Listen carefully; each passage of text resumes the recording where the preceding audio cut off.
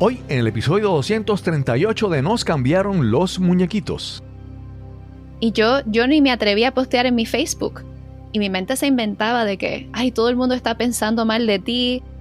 Todo el mundo piensa que tú eres la peor que habla, peor discurso, peor lo que sea. Y tu mente no está pensando bien, no puede. Entonces, que alguien venga y te diga, mira, lo que estás pasando es fuerte, pero estoy aquí para apoyarte. Ese es el regalo más grande que se le puede dar a alguien, porque con frecuencia, situaciones como depresión y muchas otras cosas más, no hay una solución inmediata. Y lo que hace falta es ese apoyo incansable. Mi nombre es Cristóbal Colón y esto es Nos cambiaron los muñequitos. Nos cambiaron los muñequitos. Nos cambiaron los muñequitos. Nos cambiaron los muñequitos. Nos cambiaron Los muñequitos. Nos cambiaron los muñequitos. Gracias por acompañarme en este nuevo episodio de Nos cambiaron los muñequitos. Aquí te hablamos sobre cómo superar la adversidad, cómo reinventarnos y darle la bienvenida al cambio en nuestras vidas. Hoy tengo la oportunidad de tener una conversación que deseaba tener desde hace mucho tiempo. Y finalmente se dan las condiciones para conversar. Elisa Schneider es una amiga y he tenido la oportunidad de ser su mentor y acompañarle en parte del proceso que nos comparte aquí hoy. Por muchos años, Elisa ha tenido que lidiar con depresión y, más difícil aún, tratar de descubrir la causa, el origen de lo que le ha tocado vivir. Una de las herramientas que la ha acompañado durante este proceso de recuperación es aprender el arte de la oratoria, desarrollar sus destrezas de comunicación. A pesar de la enfermedad limitante en su vida, Elisa se decidió a aprender, crecer y desarrollarse como oradora, conferenciante y comunicadora. Y les adelanto que es una joven muy talentosa y prometedora. Acompáñanos a conocer la historia, la lucha de Elisa. Este es el episodio número 238 y conversamos con Elisa Schneider. Saludos, hoy tenemos una conversación que va a ser súper relax. Primero porque la persona que va a estar ahí conversando con nosotros ya la conozco hace un tiempito y hemos conversado bastante, hemos compartido parte del proceso y sé que va a ser una historia muy interesante tanto para ustedes, pero también para ella, que se lanza a hablar de este tema. Hoy estamos conversando con Elisa Schneider. ¿Cómo estás, Elisa? Todo bien, Cristóbal. De verdad, un verdadero placer poder estar aquí. Tú eres un mentor ya de muchos años y aprecio todo lo que has aportado a mi vida para poder llegar a este punto. Elisa, vamos a comenzar como siempre en este formato de este podcast. Comenzamos preguntando a las personas dónde nacieron, dónde se criaron, porque si hablamos de el cambio, pues es más fácil ver el cambio desde nuestro origen, todo lo que hemos cambiado, evolucionado, hasta llegar a donde estamos. En el caso tuyo, ¿dónde naciste? ¿Dónde te criaste? Que sé que esa es una pregunta complicada. Sí, cuando la gente me pregunta, le digo, pues, ¿tienes media hora? Porque yo nací en Michigan y a los 2 años mis padres deciden mudarse a España debido al trabajo de mi padre, él es pastor. Entonces se mudan a Barcelona, vivimos ahí 5 años, después nos mudamos al sur de España, un pueblecito llamado Sanlúcar de Barrameda, y ahí vivimos un tiempito más, hasta que más adelante, cuando ya tengo mis 13 años, mis padres deciden mudarse nuevamente a la bella isla del encanto, Puerto Rico. Y ahí estuve. Antes de continuar, porque me dices que a tus padres de Michigan se mudan a Barcelona, pero ¿hablaban español o no? Porque con tu apellido y viviendo en Michigan, ¿hablaban español o fue una aventura más rara todavía lanzarse hasta España? Bueno, mi madre curiosamente se crió en España. Desde los Ah, 5 ok. años, mis abuelos se mudan a Barcelona. Entonces Ok. ella se había creado allá. Pero se fue a estudiar en Estados Unidos, conoció al hombre de sus sueños y se casó con mi padre y ahí se mudan a España. Y ahora en este caso mi padre sí tuvo que aprender el español y él dice que se tardó como 1 año porque lo hablaba todos los días, cogía muchas clases Ujú. y el truco es estar inmerso. O sea, si quieres aprender un idioma tienes que estar rodeado de él y lo vas a captar. Claro. Sí, sí. No, en 1 año se lo hizo súper rápido. Yo tengo una amiga que lleva, yo la llevo conociendo casi más de 20 y a tanto de años y siempre está tomando clases de español y siempre pronuncia mi nombre mal. Bueno, lo que pasa es, no sé dónde vive ella, pero en Puerto Rico tantas personas hablan Ujú. inglés que recién yo llegando la gente me veía como gringa y me decían, hi, Ok. how are you? Y yo, todo bien, gracias. Oh, you are good. Oh, that is great. Y yo, sí, podemos seleccionar ya un idioma para ponernos de acuerdo. Así No, no. que, Y para hacerlo más interesante, yo te he visto hablando en algunas ocasiones y de repente tomas el acento español. Entonces es como bueno, que más complicado todavía, ¿verdad? Español, inglés, español con acento de España. Bueno, ¿sabes lo que pasa, Cristóbal? Que si quieres hablar como hablan en Barcelona, tienes que Ujú. hablar con la Z de los zapatos y la cereza y, bueno, vamos a entonces cambiar el hilo aquí, ¿no? Entonces llegas a Puerto Rico, pero ya ahí, ¿qué edad tenía cuando llegaste a Puerto Rico? ¿13 años me dijiste? Sí, O- sí, con los 13. sí, y entonces cuando ya llegas el momento de que estás en escuela superior y llega el momento de que, bueno, ¿qué vas a estudiar después de la escuela superior?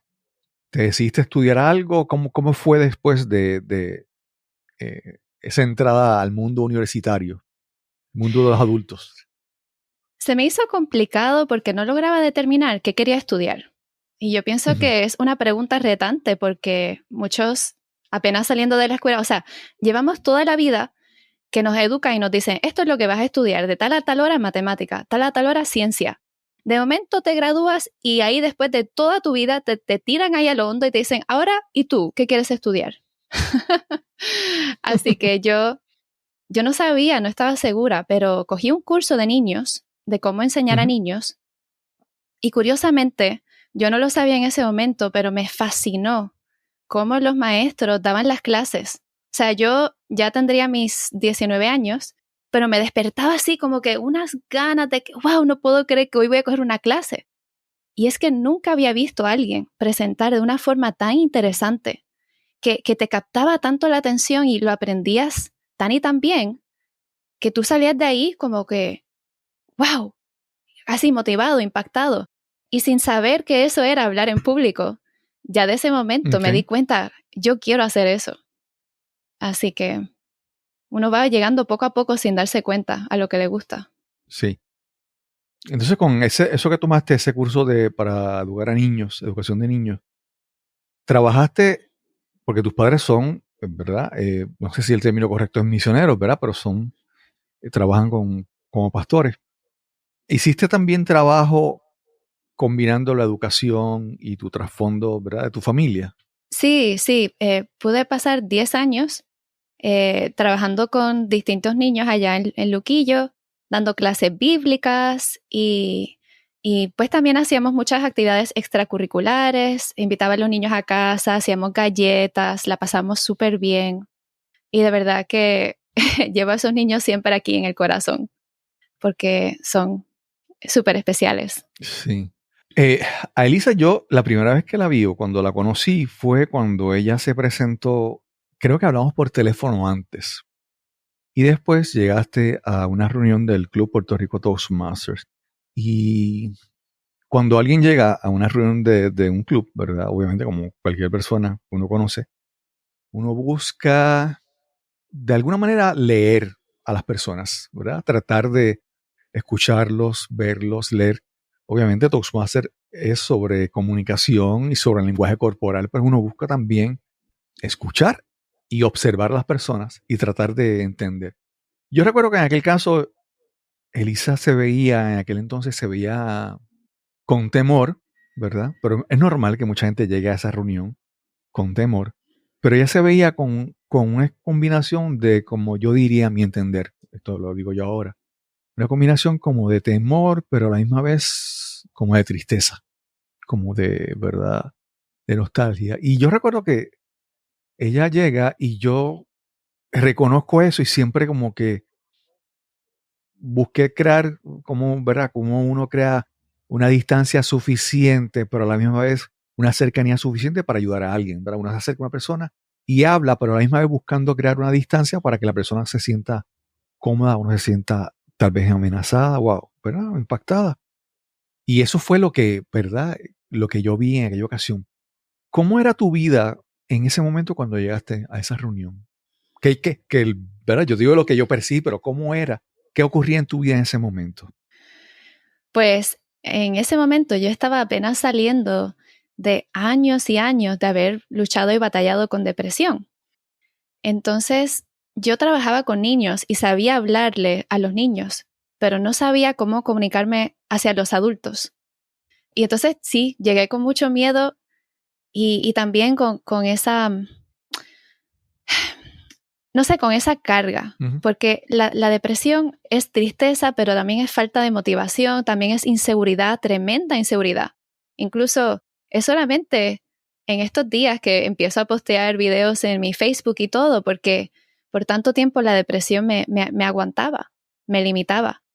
E incluso yo casi no socializaba, o sea, así aún de niña, adolescente, yo no salía. Recuerdo un día que estaba en casa como a los 15 años, mirando por la ventana, viendo a los niños de mi calle jugar. Y yo con las lágrimas que se me salían por los ojos porque yo no encontraba la fuerza emocional para salir afuera y decirle, ay, yo quiero jugar también. No podía.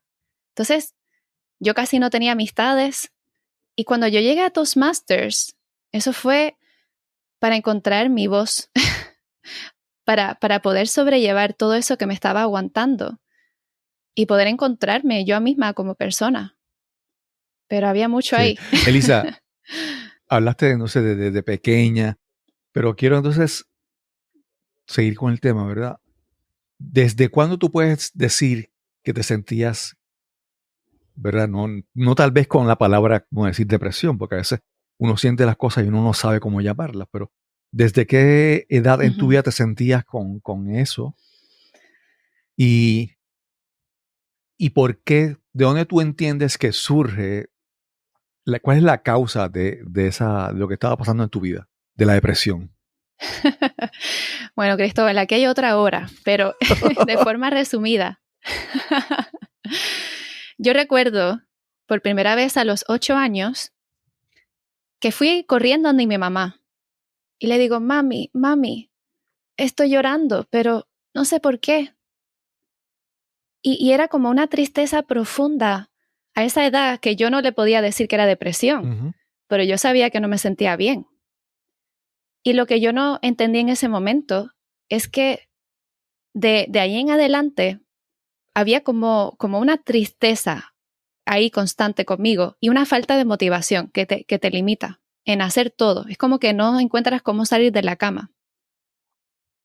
Y incluso un día, ponle que a los 13 años, estábamos visitando a mis abuelos y toda la familia iba a salir a la feria. ¿Quién no quiere ir a la feria? Ahí uno se monta en todas las machinas, uno disfruta, uno goza. Pero en ese momento, a los 13 años, yo no encontraba cómo salir de la cama. Wow. Yo tenía como una tristeza tan profunda. Es casi como que alguien en tu familia ha fallecido y no tienes ganas de hacer nada porque estás tan triste. Y eso era lo que yo sentía a los 13 años, sin darme cuenta que eso no era normal. Y el problema es que como es algo que pasó poco a poco, fue un cambio suave al paso del tiempo, pues yo no me di cuenta y me tardé 10 años en entender que yo tenía una condición muy, muy seria. Okay. Así que... Y la pregunta tenía como que dos partes. La segunda parte era que, ¿verdad? ¿Dónde tú entiendes? ¿Qué tú crees? ¿De dónde surge? ¿Cuál es la causa de esto, verdad? Porque una niña de 8 años decir que se siente triste, ¿verdad? ¿Cómo se da esto? ¿De dónde tú crees que surge esto? Ok, pues sí, parte 2. Mira, la respuesta es una respuesta que me he tardado 10 años buscando, ¿ok? Porque no es hasta los 23 años. Tuve una amistad que llegó a un fin y me causó, ya estaba tan triste que con perder esa amistad sentí como que, ay, ya no puedo seguir más, no puedo más. Y me di cuenta, si yo no empiezo a buscar una solución, esto va a acabar conmigo. Porque es que no puedo seguir viviendo así. No hay felicidad, no sé por qué vivir. Y ahí me puse a buscar. Y recuerdo que fui a un doctor en auxilio mutuo para ese momento. Porque yo nunca iba a doctores. O sea, lo general, lo normal, pero que nunca pensé en ir. Pero era tan severo, dije, ok, voy a ir. Y me presento ese día en la oficina del doctor. Y este señor mayor, ya tendría sus 72 años, me mira así a través de sus espejuelos y me dice, mija, ¿y a ti qué te pasa? Y yo le digo, pues, es que, no sé, tengo depresión. ¿Que tú qué? ¿Que tú tienes depresión a esa edad? Mija, pero tú estás joven. Esto es para gozar la vida. Pero bueno, ¿qué quieres que haga? Y yo con la paciente pensando como que no sé, ¿qué uno hace con la depresión? Y él me dice, pues, vamos a recetarte unas pastillas, pero de verdad, yo creo que lo que tú tienes que hacer es salir. Y mija, tú lo que necesitas es buscarte un novio. Ay. Y esa fue su contestación. Y ahora yo me río porque me da gracia. Ajá, me tengo que buscar un novio porque eso va a resolver todo. Pero en ese momento, eso fue para mí como que momento de darme cuenta que este doctor no tiene la más remota idea de lo que está pasando conmigo. Uh-huh. Yo probé el medicamento, no me funcionó. Y en ese momento yo pude visualizar que si yo sigo aquí en este proceso,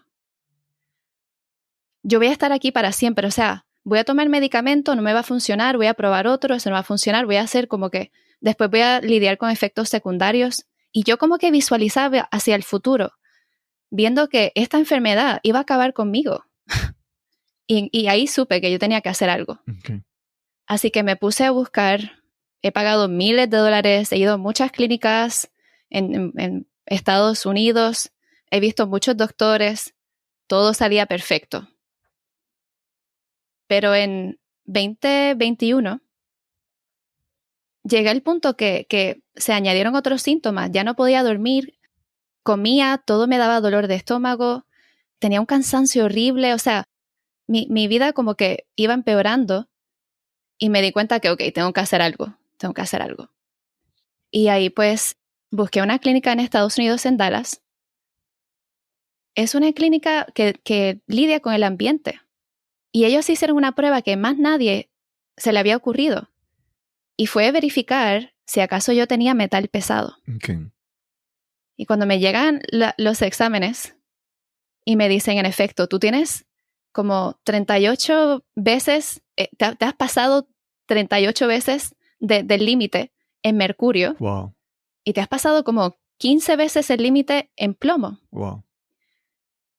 Y eso a mí no me dio depresión. Claro. Eso a mí me dio felicidad, porque después de 10 años me están diciendo, sabemos lo que te pasa. Y haciendo investigación de dónde pudo haber surgido todo esto, resulta que en el sur de España hubo un derrame tóxico en 1998 en lo que se llaman las minas de las Aznalcóllar. Y hasta puedes buscar videos en YouTube y todo. Y resulta que eso, me cuentan los doctores, eso entra en el agua, entra en el aire. Los peces en el agua, pues ahora tienen metal, tú te comes el pez, el metal te llega a ti. Uh-huh. Y resulta que pues había terminado con metal pesado. Wow. Y mi padre se hizo la prueba y él salió con metal pesado, mi hermano se hizo la prueba, él también. Y todos, ellos también estaban lidiando con depresión. Entonces, ha sido la búsqueda No, y te pregunto, porque no sabía, ¿verdad? No sabía que tu hermano, o al menos que tu papá, no sabía que también estaban enfrentando síntomas similares. Ya, o sea que ya de hace tiempo también tu papá y tu hermano es mayor que tú o menor que tú. Menor. Ujú. Y ambos ya tenían síntomas similares. Igual o en tu caso era más grave. Por alguna razón yo terminé la más grave. Ok, Y sé que tiene que ver con la genética porque, por ejemplo, quizás Cristóbal, a ti te ponemos en esa misma situación y no te da depresión. claro. Quizás a ti tener metal pesado te puede causar otra enfermedad, puede ser cáncer o algo del hígado. Ujú. Entonces, todo depende de nuestra genética, de cómo nos afecta esas toxinas. Pero en mi caso, yo soy muy débil desintoxicando, entonces cuando me llegó ese metal, mi cuerpo no pudo lidiar. Y igual con mi familia. Genéticamente, pues, somos débiles. Ok. Y Así luego que que, descubres que tienes entonces ya esa prueba de sus resultados, comienza un proceso, un tratamiento. ¿Y qué incluye ese tratamiento en tu caso? ¿Cómo ha sido ese proceso? pues este tratamiento, curiosamente, no entiendo por qué no lo ofrecen comúnmente en los hospitales. Ok. Incluso, si tú vas a que te hagan una prueba de metal pesado en una clínica cerca de ti, te hacen una prueba de sangre. Y eso lo único que mide es a lo que tu cuerpo ha sido expuesto las últimas 2 semanas. Ujú. Pero no mide lo que tú has absorbido a lo largo de tu vida. Exacto. Y lo que es curioso, Cristóbal, es que yo pensé que yo era que esto era una situación rara, pero sigo topándome con personas que tienen metal pesado y no fueron expuestos a un derrame tóxico. Ok. Entonces es algo que puede afectar a muchas personas y no nos damos cuenta. Entonces, ¿qué es lo que uno puede hacer? Se llama una prueba, en inglés sería provocation test. Ok. ¿Okay? Te dan un medicamento que se llama chelation. Perdona, es que esto está en inglés. No hay problema. Te tomas el medicamento y entonces te hacen una prueba de orín y miden a ver cuánto sale. Porque cuando tu cuerpo absorbe ese metal y no lo puede desintoxicar, lo que hace es que lo guarda. Ujú. Lo guarda en tus huesos, lo guarda en la grasa. Y ahí se queda contigo. Y eso es como tener veneno en tu Sí. cuerpo que te está comiendo de por dentro. Entonces, cuando te haces la prueba, pues ahí con el medicamento saca ese metal donde está guardado y ahí es que lo pueden medir. Entonces, esa es la prueba que hace falta. Y aunque el hospital, por ejemplo, Auxilio Mutuo, quizás no te haga esa prueba o centro médico, pero sí hay lugares en Puerto Rico que lo hacen porque mi hermano, Ujú. se hizo algunos de estos tratamientos estando en Puerto Rico. Así que sí están disponibles, pero casi nadie piensa en que le va a hacer falta. Sí. Y el Así que tratamiento entonces para tratar, no sé si, ¿verdad? Si el tratamiento consiste en tratar de alguna manera hacer que el cuerpo bote estos metales pesados. En tu caso, ¿qué incluye el tratamiento? ¿Verdad? ¿Cómo funciona? sí, pues puede ser, o sea, lo puedes hacer por pastilla y fácil. Te tomas una pastilla, creo que es como que una pastilla por 3 días y después le das a tu cuerpo 10 días de descanso, otros 3 días, 10 días de descanso y así. Esa forma funciona muy bien, pero es un poquito más lenta. Ujú. Y como yo estaba desesperada, yo decía, yo tengo que salir de esto. Pues yo lo que hice fue mismo medicamento, pero por vena. Ok. Porque cuando va por vena, pues llega más directo. Sí. Y entonces tarda como la mitad, o sea, me tardé como 3 meses, 3 o 4 meses. Así que. Sí. ¿Y sabes lo que, Cristóbal? Curiosamente, tengo una amistad en Puerto Rico Ujú. que ha lidiado con depresión desde niño. Y él no se crió en España. Sin embargo, él se hizo una prueba de metal pesado porque la depresión era tanta. Y escuchando mi historia, él se hizo la prueba y adivina qué, él tiene metal pesado. Wow. Entonces, la pregunta es, ¿cuántas personas que se sienten mal, que están lidiando con depresión, ansiedad, falta de motivación, cuántos tienen metal pesado y jamás lo van a considerar? Porque Sí. el sistema médico ofrece soluciones, pero en mi caso no ofrecen suficiente solución. Sí. Sí, Así que, y yo pienso, esto de acá, yo especulando, pero me da la impresión de que muchas veces por ejemplo, se ha demostrado que el pescado, los mariscos, los animales marinos, si están Exacto. expuestos a mercurio u otros metales, lo consumen Ujú, y uno consume ujú. el marisco, el pescado, y entonces uno lo va conservando, se va transmitiendo a nuestro cuerpo. Y me parece que hasta cierto punto muchas veces estos metales pesados que no están tan fáciles de encontrar en la naturaleza, ¿verdad? No, Ujú. surgen por la actividad humana, ¿verdad? O en el caso mencionaste de un derrame tóxico en una mina, en diferentes situaciones, ¿verdad? Una industria que no dispone correctamente de desperdicios tóxicos. Siempre me da la impresión de que como están asociados a alguna actividad industrial o a alguna actividad económica, que muchas veces las industrias que controlan eso tardan mucho en aceptarlo, ¿verdad? Siempre buscan como que esconderlo. Hace, hace un tiempo estuve escuchando, no recuerdo el caso de qué industria, pero el caso nuevamente de una industria que sabía que algo que estaban, uno de los productos que tenían, tenía un efecto, pero ellos muchas veces, a veces, o, o pagan estudios que les sean favorables a ellos, o no divulgan la información, porque obviamente el impacto económico de todas estas cosas, de todos estos remedios es bien fuerte. Y muchas industrias obviamente no buscan que no se afecten sus ganancias y obviamente pues teniendo información pues la van reteniendo. Eso pues me parece en tu caso. Te iba a preguntar, yo sé que cuando hablamos de depresión, ¿verdad? Como mencionaste, el médico que te dijo, pues muchacha, consíguete un novio. Y otros te pueden decir, no, búscate un pasatiempo, la música o lo que sea. Tú has Sí, hecho otras sí. cosas en tu vida, por ejemplo, la música. Yo sé que la música fue algo importante de tu vida, pero esos pasatiempos, la música, por ejemplo, ¿te ayudaba? ¿No era suficiente? ¿O aún así era difícil tú buscar aprender música lidiando con depresión a la vez? Pues antes de contestar tu pregunta, Cristóbal, quiero decir rápidamente Ujú. que sí, justo lo que has dicho, eso es lo que pasa. Cuando yo le hablaba a las personas que tenía depresión, todo el mundo tenía una solución. Ay, mija, tú lo que necesitas es hacer ejercicio. Ay, mija, lo que te necesitas es probar esta dieta. Ay, mija, esto, ay, mija, lo otro. Y eso desanima porque es como que, wow, qué fácil que todo el mundo sabe lo que yo tengo que hacer, Claro. pero yo no. Entonces, lo que más me ha ayudado y lo que puede ayudar a las personas con depresión es que tú le digas, mira, yo no sé lo que estás pasando, pero parece que es súper fuerte y que sepas que yo estoy aquí. Yo estoy aquí para apoyarte y no me voy de tu lado. Y tengo que decir que al entrar en Toastmasters por primera vez he encontrado, bueno, no por primera vez, han habido personas así, pero he encontrado como tantas personas que te apoyan, que creen en ti. Porque parte de tener depresión es que uno no cree en uno mismo. Ujú.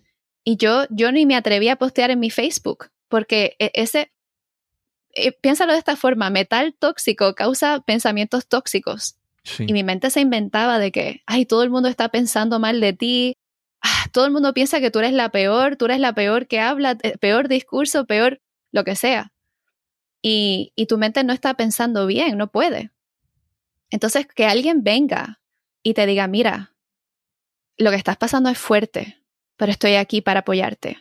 Ese es el regalo más grande que se le puede dar a alguien, porque con frecuencia situaciones como depresión y muchas otras cosas más, no hay una solución inmediata. Y lo que hace falta es ese apoyo incansable. Y Cristóbal, tú has sido un apoyo tremendo, así que, wow, de verdad, gracias. Sí. La pregunta te lleva a otra parte, es la parte de la música. ¿Cómo entonces la música llega a tu Sí. vida y si fue una herramienta que te ayudó en este proceso?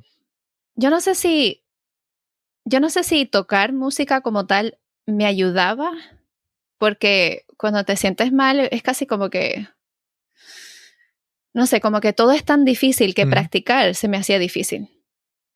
Sin embargo, creo que, a ver, a veces escuchar cierto tipo de música sí ayuda, Pero también, claro, uno tiene que vivir su vida, entonces enfocarse en distintas áreas, enfocarse en la música te distrae y en ese aspecto te ayuda.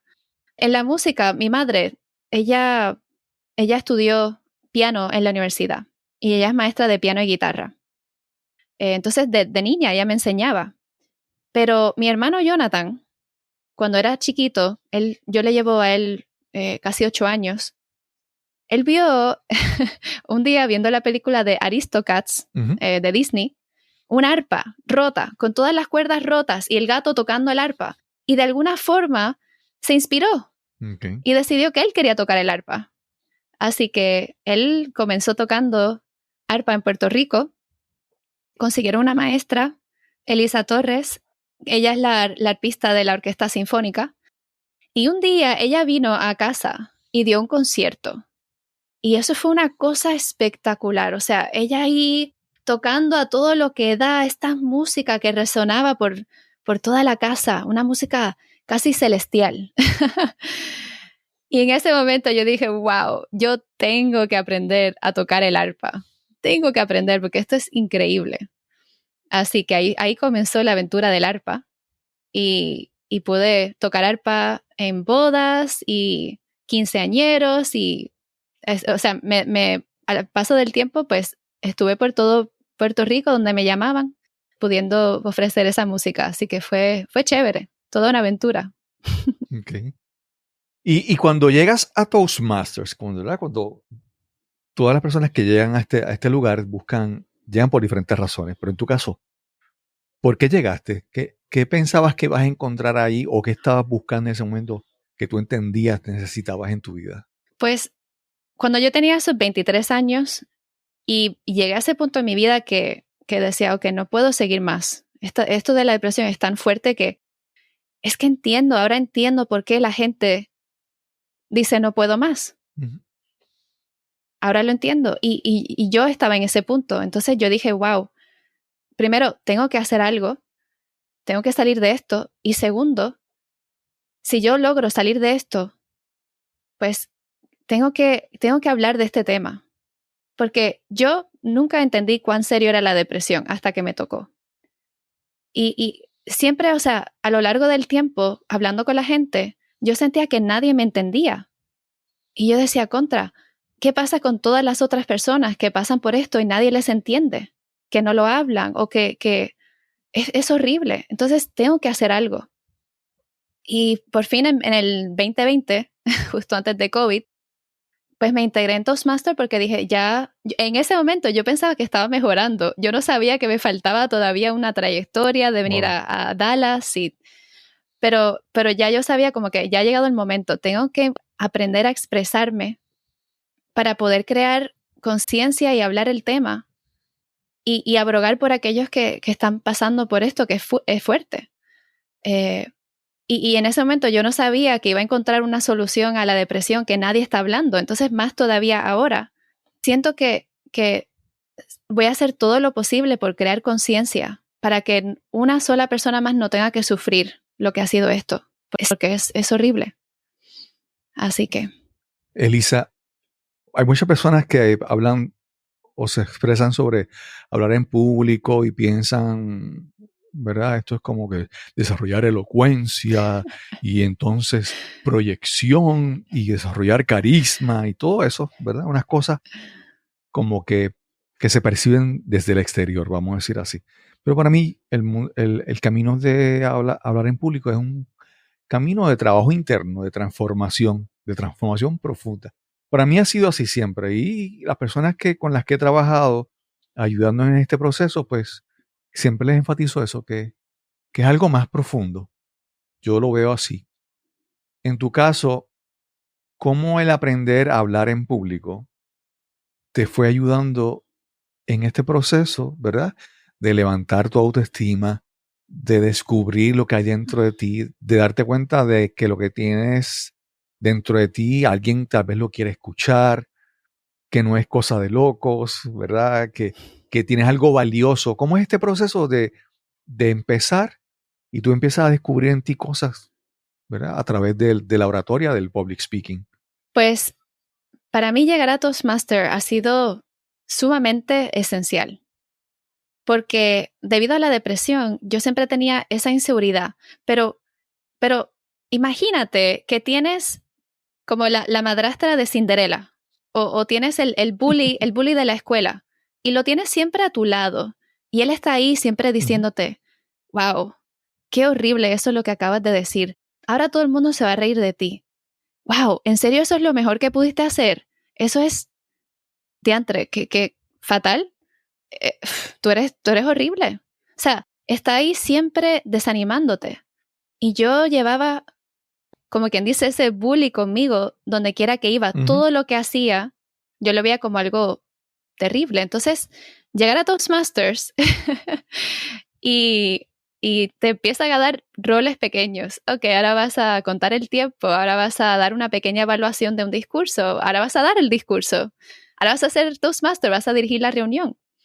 Y terminar cada uno de esos roles y encontrar que las personas en Toastmasters te digan, wow, estuviste espectacular, brillaste en el escenario. Wow, de verdad aprecié ese comentario que compartiste, me hizo ver la vida de otra forma. Wow, de verdad que tú tienes habilidad para esto.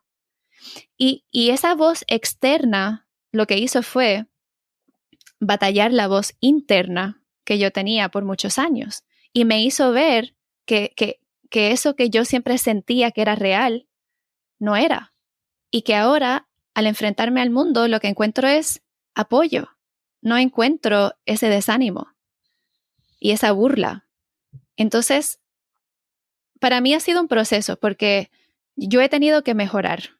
Yo he tenido que sacar ese metal porque yo digo que metal tóxico causa pensamientos tóxicos. Te da la fuerza para tú seguir impulsándote y presentarte al mundo. Y entonces ha sido mitad y mitad. He ido sanando y la voz se va. Pero a la misma vez, Toastmasters, gente que cree en ti y dar lo mejor de ti. Así que el apoyo, yo digo que el apoyo no tiene precio. Y de verdad, eso para mí vale más que la más grande fortuna que exista en la tierra. Es ese apoyo, de verdad. Sí. Elisa, ¿hubo algún momento, algún discurso, algún día que diste algún mensaje? Vamos, a veces que uno dice que hay como que un tipping point, dice en inglés, un punto de inflexión, un momento en que ocurre algo y ahí algo cambia en ti. ¿Hubo en ti en algún momento algún discurso, alguna vez que hablaste ante un grupo que sentiste que hubo, como decir, como que aquí esto hay posibilidades aquí esto puede funcionar? ¿Hubo un caso así en tu trayectoria? Bueno, yo era tan densa que no fue hasta que gané el primer lugar en todo Londres en lo que se llama tópicos de mesa, que por fin empecé a decir, oye, fíjate, yo creo que hay algo aquí.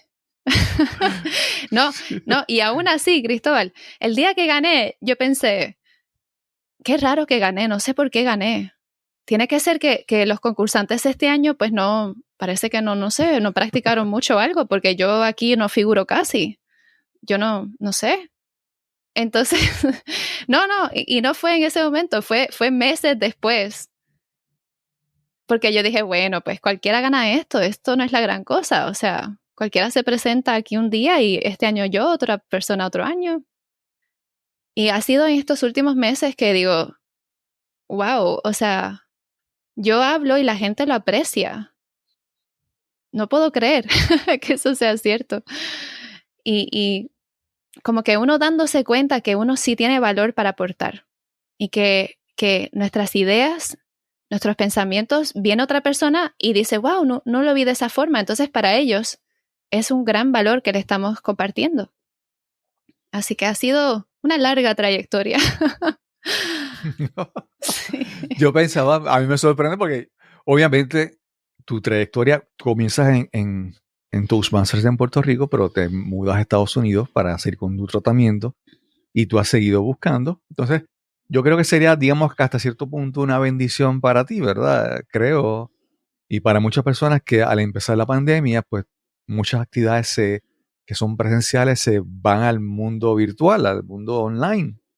y las reuniones ya no eran físicas, las reuniones en Zoom. Y aunque era fastidioso, pero permitía la oportunidad de ir a una reunión en un club en España, que antes yo tenía que ir en persona, o ir a un club en India, o en Londres, o en Estados Unidos.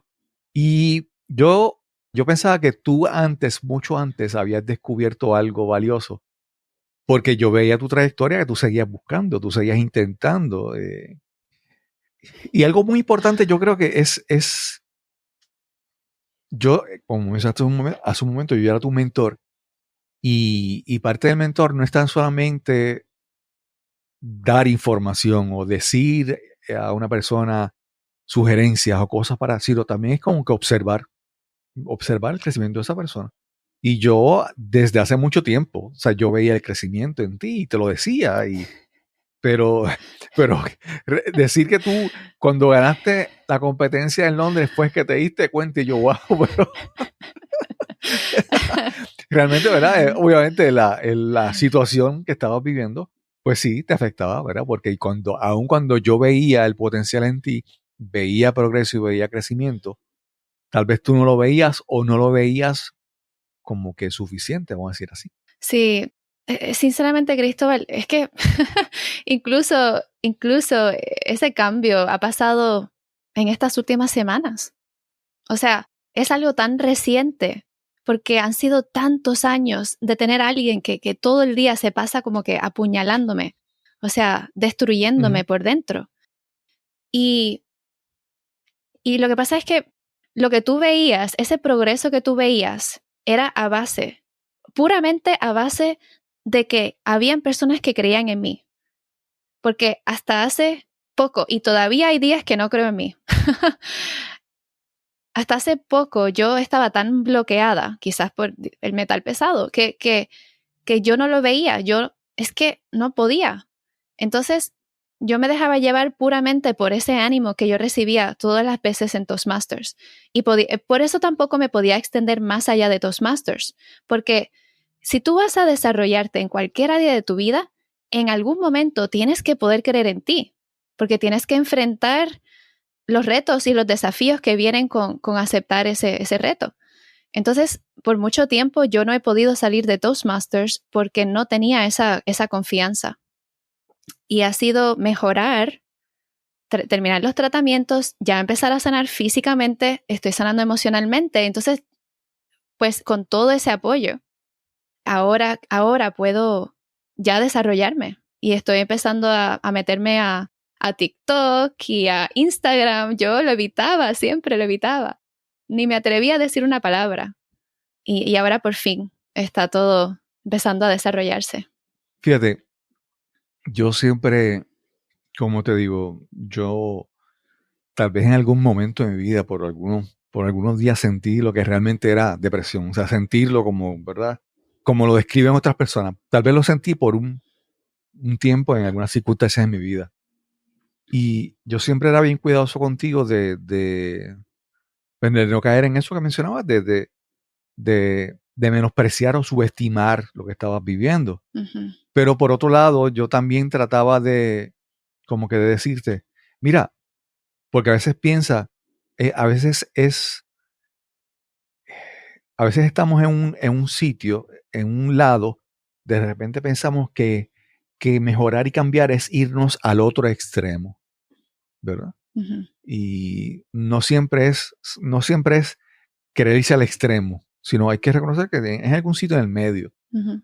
Y yo te hablaba de que, por ejemplo, mira, yo, por ejemplo, con mi podcast, hay días que yo me siento como que, wow, tuve esta entrevista, pude hablar con esta persona, y al otro día me siento como que, wow, soy una porquería, nadie, este es un podcast que nadie escucha. Entonces, yo quería siempre hacerte entender que la vida normal, ¿verdad? Haber estado tan metida en tu depresión, que no pensaras que la vida normal tiene que ser todo el tiempo un high, sino que es ups and downs, valles y montañas y de todo. Entonces, yo siempre trataba de decirte eso, de que mira, siempre hay una lucha. Obviamente no es tan grande como la tuya, pero cuando llegues al momento de la realidad, siempre va a haber dudas, siempre va a haber lucha. Y hay que entender qué son las dudas normales o el miedo normal y cuál es el miedo que tú estabas viviendo, ¿verdad?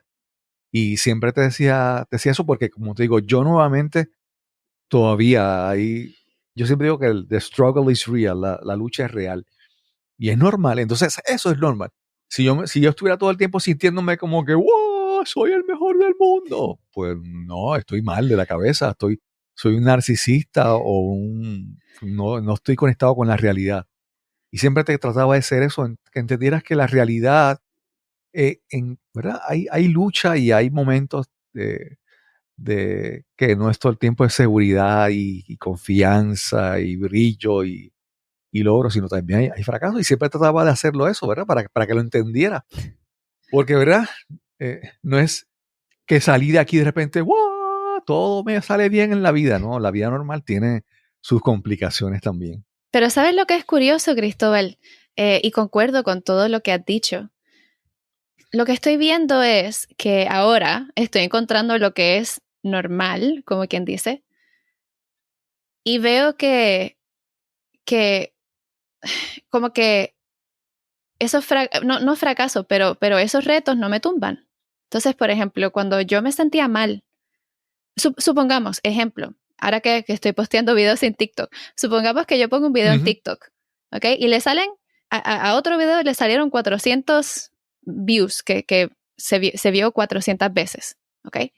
Y ahora posteé otro video y ya ha pasado una semana y se vio 5 veces. Pues cuando yo tenía depresión, eso me podía tumbar tanto a nivel de que el resto del día yo no tengo ánimo para hacer nada más. O sea, es un extremo. Es una lucha tan grande que ver como que supuestamente fracasé en ese momento. Ahora para mí yo no sé cómo seguir adelante, no sé ni cómo seguir con la vida. Eso no es normal. Hago ese extremo. Ahora lo que sucede es que cuando me pasa esa misma situación y el video lo vieron 5 personas, yo digo, da igual, mañana pongo otro. Ya. Claro. Y no me tumba. Claro. Cristóbal, sí que tengo que confesarte, momento de confesión, que por muchos años, cuando yo le contaba a las personas a mi alrededor lo que estaba sintiendo, yo le decía, por ejemplo, ay, estoy tan cansado, no sé cómo salir de la cama, o ay, es que, no sé, como que no tengo ánimo, o, mira, es que no hay forma, ¿cómo es posible poder expresar algo que es invisible? Si yo tengo una pierna rota y es visible que se rompió la pierna y tú me ves cojeando y gimiendo con dolor, tú vas a decir, diantre, ¿qué te pasó? ¿Qué pasa? O estoy sangrando, tú, diantre, vamos a llevarte al hospital. Pero con el tema de la salud mental, estamos enfrentándonos a algo que es invisible. Entonces, fíjate que aunque ha resultado que yo tengo en la medida que sea, tengo habilidad de comunicarme, aún yo no he podido, a través de los años, expresarle a las personas lo que de verdad estaba sintiendo. Y nadie se daba cuenta lo malo que era. Entonces, la gente me decía, ay, pues eso es normal, eso nos pasa a todos nosotros. Y yo sé que me estaban tratando de consolar, pero yo estaba tratando de llamar la atención y decir, yo necesito ayuda, pero no podía decirlo. Y nadie iba a saber ayudarme. Así que es crazy. Algo que en mi trayectoria en el mundo, ¿verdad? En el camino de descubrir cómo hablar en público o comunicarme con la gente. Algo que yo he aprendido es que, pues mira, muchas veces yo voy a decir algo y habrá gente que no lo entienda, que no le interese, que no le parezca interesante, que no le parezca importante. Pero hay algunas personas que sí. Entonces, uno no habla para las masas, uno habla para algunos pocos. Y uno quisiera que esos pocos fueran más, pero nunca van a ser la mayoría, ¿verdad? Y que lo que uno diga sea una semilla que caiga en terreno fértil. Eso es muy importante. Y en tu caso, como tú estás hablando de algo, ¿verdad? Que obviamente, como mencionaste, La gente te dice, no, eso es normal, o la gente no lo entiende. Aún tú no puedes explicarlo. Entonces, parte de entender que, mira, yo voy a hablar este mensaje, yo voy a llevar esta historia, este mensaje de mi vida, pero sé que no todo el mundo le va a aplicar o le va a funcionar. Pero lo importante es que a los que le lleguen, le funcione. Tú no sabes, ¿verdad? Si tal vez llegas a un salón y hay 100 personas, pero solamente 5 te escuchan y dicen, wow. Pero si a esos 5 lo que tú le dices le puede cambiar la vida, si a esos 5 les puede mejorar la vida y darle un poco de esperanza, pues ya uno está hecho, ¿verdad? Porque uno no es para todo el mundo, uno no es una película, un blockbuster para todo el mundo en verano, no. Uno tiene un mensaje y eso es importante, ¿verdad? Porque si descubrimos eso, de repente sabemos como que yo no tengo que estar complaciendo a todo el mundo, yo no tengo que estar impresionando a todo el mundo en un mundo de redes sociales y TikTok y todo eso. Estamos constantemente hablando para que la gente nos dé aprobación. Pues realmente, ¿verdad? Es como que creo que para mí es importante y creo que para ti debe ser también importante en este proceso de sanación, ¿verdad? Descubrir eso, aceptar que sí, quiero aprender a decir algo, aun cuando a no todo el mundo le puede interesar lo que tenga que decir. Sí, sí. Y justamente por eso, la gente me decía en mi trayectoria de Toastmasters, ay, pero ya tú has aprendido tanto de hablar en público, ya, desplázate y empieza o sea, vete más allá de Toastmasters. Pero yo sabía que todavía no había llegado a ese punto de sanación emocional para poder yo creer en mí al nivel de que si solamente una persona me escucha, ya con eso es suficiente. Y yo sabía que yo tenía que llegar a ese punto, ¿ok? Porque si tú vas a buscar cualquier meta en la vida, sea comenzar tu propio negocio, sea buscar avanzar en el trabajo, otra posición más allá, tienes que creer en ti, porque habrá días que tú eres la única persona que tiene esa visión. Entonces tienes que tener claro cuál es tu propósito, cuál es tu meta. Y como dice, creo que Simon Sinek, what's your why? El porqué de lo que estás haciendo. Y sabes que, Cristóbal, es curioso porque hay una coach que yo he cogido, bueno, ella ha hecho coaching conmigo. Y ella lo que le pregunta a todos sus clientes, muchos de ellos han pasado por situaciones fuertes y ahora están compartiendo. Ella le dice, ¿cómo lo que has atravesado, que ha sido duro, difícil, a veces horrible, te ha cambiado para bien, te ha impactado, que te ha traído algo bueno a tu vida? Y creo que muchos de sus clientes le dicen, no, pero es que eso fue algo terrible que me pasó. Y ella le dice, sí, pero ¿qué fue lo bueno que trajo a tu vida? Y yo tuve que sentarme con esa pregunta, pensar cuál era la respuesta en mi caso. Y lo que yo he encontrado en esta trayectoria es que he desarrollado una perseverancia, creo que es más allá de lo normal, porque he tenido que encontrar razones para seguir adelante todos los días.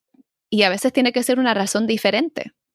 Pero lo que te puedo decir es que cuando tú sabes el porqué de lo que estás haciendo, aun cuando otras personas no crean en ti, tú puedes seguir adelante porque visualizas a dónde quieres llegar. ¿Ok? Ahora mismo, mira, yo decía, algún día voy a salir de esto y la gente va a decir, wow, no puedo creer que lograste todo eso. No puedo creer lo difícil que fue. Pero sabes que en el momento nadie entendía.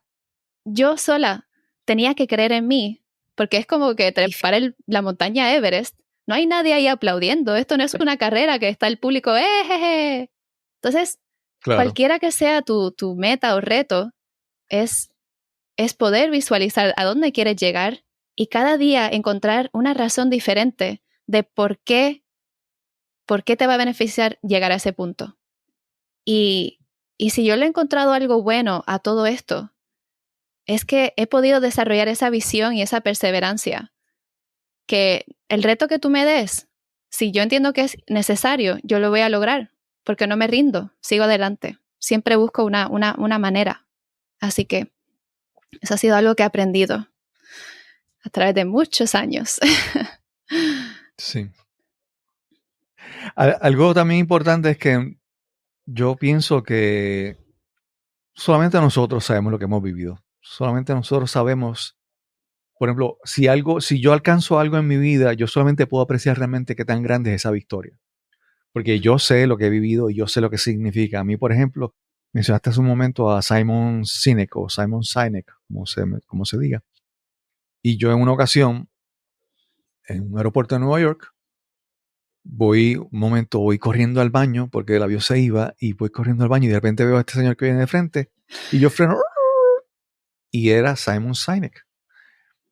Y yo fui donde él y le dije, ¿Are you Simon Sinek? Y me dijo, sí. Y me presenté y le dije, I'm a big fan of yours, y me tomé una foto y la publiqué en las redes. Pero entonces ese detalle para mí es importante. ¿Por qué? Porque yo era de las personas que yo no me atreví a hablar con nadie. O sea, yo sé lo que significó para mí esa foto con ese señor. Yo, por ejemplo, en alguna ocasión estuve sentado en algún sitio y en la mesa de al lado estaba Deepak Chopra. Y yo no me atrevía ni siquiera a mirarlo para hablarle. Entonces, nuevamente, nadie sabe, solamente tú sabes las victorias, lo que significan estas victorias para ti. Y tú tienes que disfrutarlas. Aun cuando otras personas piensen que son pequeñas, tú sabes que son grandes y tú las celebras en grande porque tú realmente sabes lo que pasaste por eso. Y por eso tú tienes que ser... Es que me sale la frase en inglés, pero tú tienes que ser your best cheerleader. Claro. Sí. Porque, sinceramente, o sea, muchos de los retos que enfrentamos en la vida, nadie los entiende. A veces puede ser criar niños y la gente te dice, o sea, te pueden decir, pero qué fácil quedarte en casa todo el día con tus hijos, aquellas madres que se quedan en casa. Y no entender que a veces es más fácil tener un trabajo que quedarse en casa todo el día. Entonces, en todos los aspectos de la vida, van a haber situaciones donde nadie entiende, como tú dices, lo que estamos atravesando. Y por eso, en ese momento, tienes que creer en ti. Y yo tuve que empezar, porque yo era muy dura conmigo misma.